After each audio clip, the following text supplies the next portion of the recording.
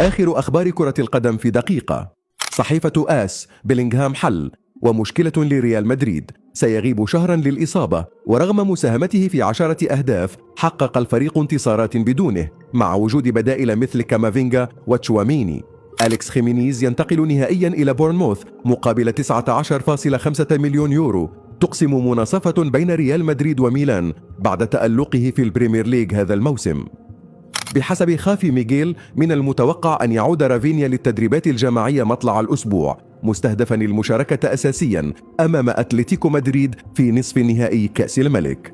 أربيلوا يحذر هويسن وماستنتون قبل مواجهة فالنسيا، مؤكدا أن اللعب في مستايا اختبار صعب وأجواءه عدائية، مطالبا بالتركيز الذهني لتجنب ليلة معقدة.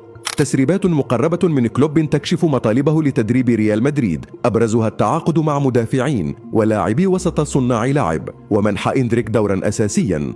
خوسيه فيليكس دياز: ريال مدريد يركز على تدعيم الوسط وقلب الدفاع، مع فيتينيا هدفا أولا، وعودة نيكو باز وإندريك، بينما يواصل جاكوبو رامون مع كومو.